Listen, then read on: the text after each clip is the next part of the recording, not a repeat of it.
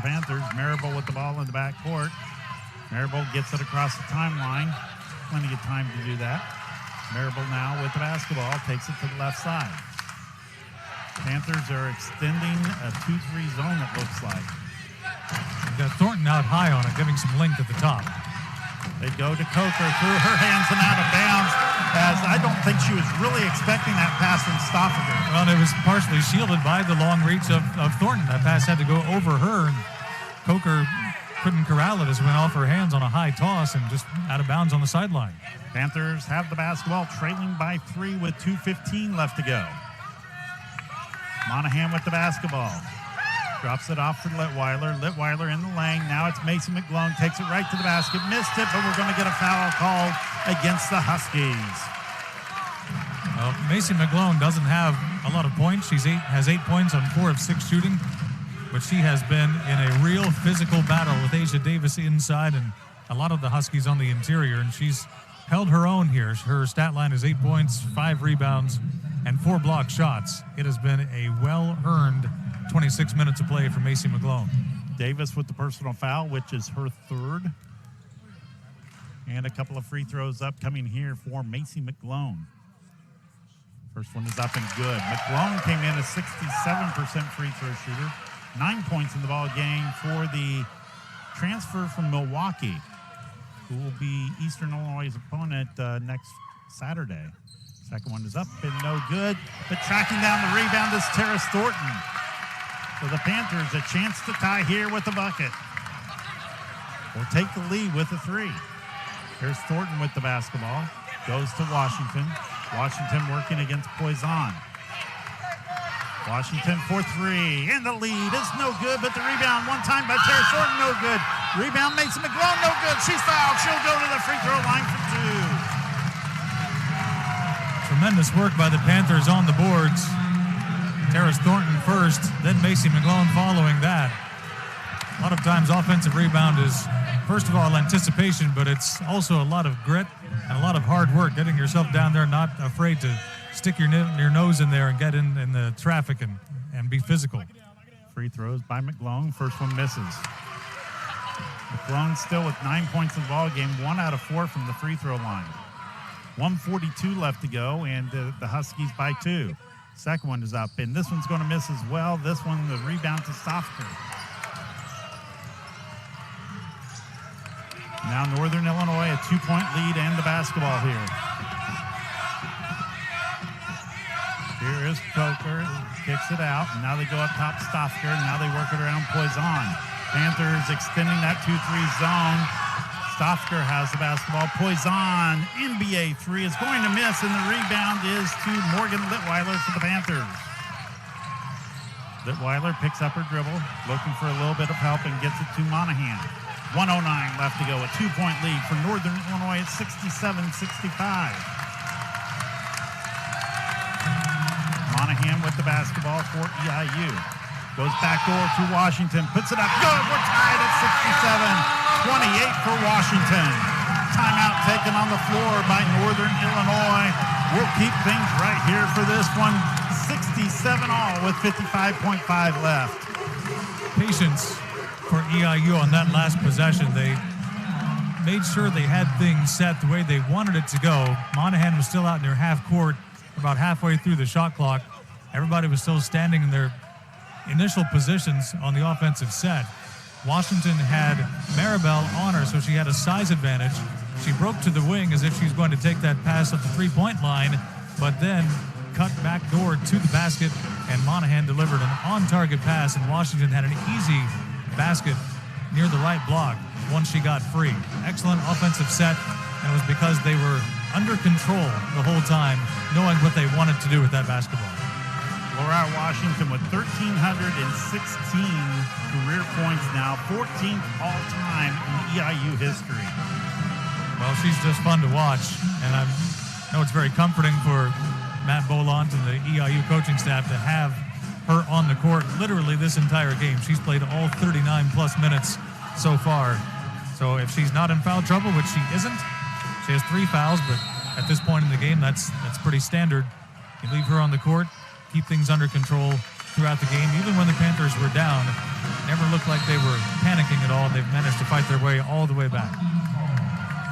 They didn't name her the OVC preseason player of the year for nothing.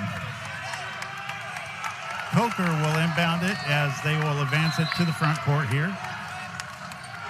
Northern Illinois, 2 timeouts remaining. Eastern Illinois with 3. The possession arrow in favor of Eastern Illinois. Lob inside, goes for Davis, and the ball tipped out of bounds by McGlone. I think they're going to talk about this one. I think they might go to the monitor here. They want to get the call right. Tie game with 51 seconds to go. It looked like McGlone certainly tipped it initially, and then did it go off of Asia Davis. Okay, we're under official review here as they're going to check the replay there. Hopefully we can get one of those as well here, as that ball was tipped out of bounds on the entry pass into the post that time to Davis. So they ruled it Panthers ball to start with. I just heard the PA. So I thought initially it was out of bounds off of McGlone's fingertip, but clearly that was just an initial reaction that I had. McGlone, I thought, tipped she was fronting the post, so the pass had to go over her, and then it was deflected out of bounds, and it might have touched Asia Davis on the way out of bounds after the initial contact. I thought the initial signal was to Northern Illinois myself. That's what I thought too. So maybe the outside official coming in overruled the initial call, because the public address here in Lance Arena said it's Panthers ball on the call. Okay, the officials now talking about it as all 3 officials have seen the replay. The crowd is having some fun here, Ryan. Northern Illinois ball. The crowd behind us, the student section, has been great today. That's awesome. This is a great atmosphere here today at Lance Arena. It's been fun. It's been a good game. These are 2 really good women's basketball teams, and certainly been a good one to keep track of here today. Okay, 51.3 left, 26 on the shot clock. And the pass goes in, knocked out of bounds by Maya Monahan, and now we're going to have another timeout, as I think it's going to be a clock issue this time. I think 3 seconds came off in that short amount of time that ball was in play. So I think maybe too much time came off. It was 51.3, I believe. And I can't imagine that almost 2 full seconds came off that one deflection. 51 seconds and Huskies ball. So 3/10 came off, or should come off. The 51. But then the shot clock should be okay there, I think. Yeah, 51.0 is what they have up on the clock, so that's where they wanted it. And 26 seconds on the shot clock. So they look to trigger it in here. They get it in to Poison. Poison looking inside, dribbling the baseline. Fires it into the corner. Maribel. Now it's Stoffker. Stoffker with the basketball. 17 on the shot clock. Maribel nearly had it stolen away by Monahan. Now Maribel up top with 10 seconds left to go on the shot clock. It's Stoffker. Inside it goes. Davis puts it up and good. Davis with 20. Now that is her 1,001th career point for Northern Illinois. Now here's Washington with the basketball. Washington working down, puts it up, off the backboard and good. Washington with 30. Timeout taken on the floor. Washington with her 3rd career 30-point game. She had 33 against Valpo earlier this year, 35 against Murray State in her freshman year. So now Northern Illinois can hold for the final shot here. Yeah, the shot clock not a factor now. Northern Illinois, the previous possession, they showed good patience getting the ball to Asia Davis inside where she could work with it. Got a bank shot to go down to give Northern the lead, but then Panthers put the ball in the hands of Lariah Washington, and she started at the perimeter, drove inside a little bit, reverse dribble, spin dribble, went all the way toward a working range where she could use the backboard, banked it in, tie game again. We'll see what the teams come out with on the offensive set for Northern Illinois. We'll see how Eastern plays it defensively, whether they go zone or try to play man-to-man straight up here.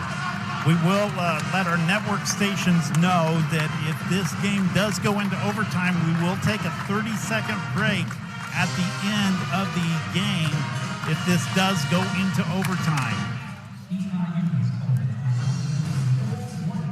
Now EIU calls timeout here. Full timeout here. Once again, we'll keep things right here for this one. Well, you'd think the Huskies would try to work through Asia Davis again here. A 20-point, 20-rebound game for her. 7 of 16 from the field. She has really turned things up offensively in the second half. Panthers have to account for her inside, so even if she's not the one that takes the shot, she gets the Panther defense moving around, which could open up some opportunities for someone else. Of course, Chelsea Coker has 24 points in the game.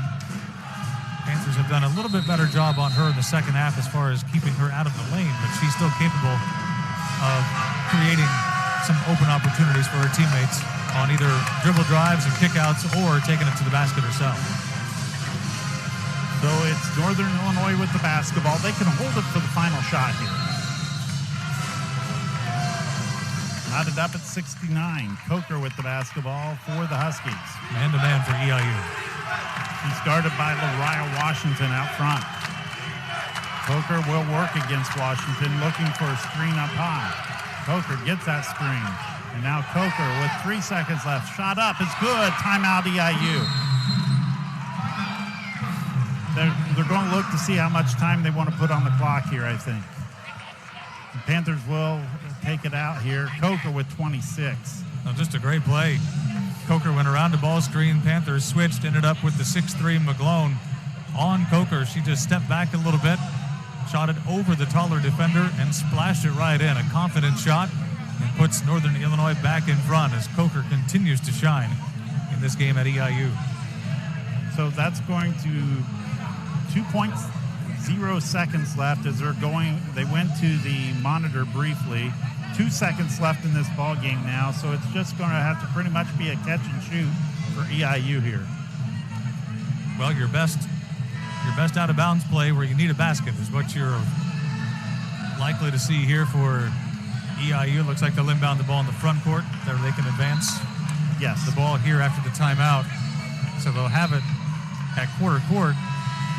We're going to put the long arms of Tara Stofker on the inbounds pass.